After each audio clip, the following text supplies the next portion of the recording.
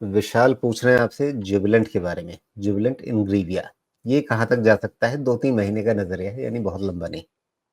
Ji, Jubilant Ingrevia.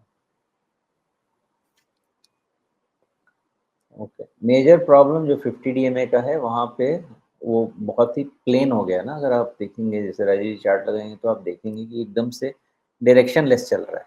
50 DMA itself is directionless.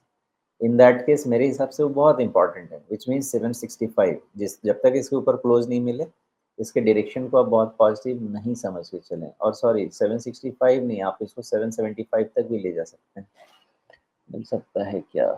7, ठीक है, 765 भी ओके है। जिस दिन उसके ऊपर क्लोज हो गया, देन आपका 200 डीएम है, विच इज 660 आज के तारीख में।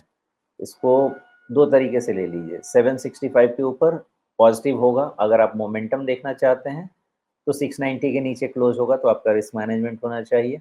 अगर आप पोजीशन देखना चाहते हैं तो 660 के नीचे क्लोज होगा तो आपको रिस्क मैनेजमेंट होना चाहिए। 765 के पहले इसमें पॉजिटिव बात करने वाली चीज़ नहीं है ऑन क्लोजिंग बेसिस। जी, लेकिन 2-3 महीने के हिसाब से चूँकि अभी नीचे से ऊपर की ओर आ रहा है, नीचे 640 के आसपास से अब ये 750 तक भी चला गया था। तो अगर ये अप मूव आगे और थोड़ी कंटिन्यू होती हुई दिखती है तब तो रुकें 2-3 महीने में। अगर लग रहा है कि ये 50 डे मूविंग एवरेज के आसपास इसको रेजिस्टेंस मिल जाएगा, ज़्यादा अपसाइड बची नहीं है अगर, तो फिर क्यों समय खराब करें? तो वो उनको डिसीजन लेना पड़ेगा कैसे करना है, बिकॉज़ ये स्टॉक रेंज बाउंड है, डायरेक्शनलेस है। आपको 50 डीएमए का पोजीशन ही बता रहा है कि ये डायरेक्शनलेस है, इसमें कोई डायरेक्शन नहीं है। ये अभी का जो रेंज है वही है 650 से 765 का, यही रेंज ही है इसका। अब इस रेंज में ये काफ़ी टाइम पास कर सकता है। थियोरेटिकली जो छोटे ट्रेड्स हैं, जो आप 2-3 महीने की भी कह रहे हैं, उनका मैनेजमेंट, रिस्क मैनेजमेंट 690 के नीचे क्लोज़ होने पे होना चाहिए, बिकॉज़ जो भी बचा-खुचा भी मोमेंटम था, वो भी चला जाएगा।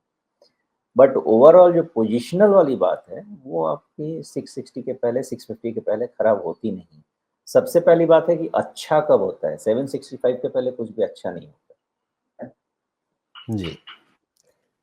तो 2-3 महीने अगर आप इसमें समय देते भी हैं तो आपको अ, मतलब हो सकता है कि खाया-पिया कुछ नहीं और ग्लास तोड़ा 12 आना उस तरह वाला जो है, ये मुहावरा लगता है मेरे ज़ुबान पे चढ़ गया है। पिछले कार्यक्रम में भी मैंने बोला था किसी शेयर को लेकर के, हुँ। तो मतलब टाइम खराब करने वाली बात क्यों करें?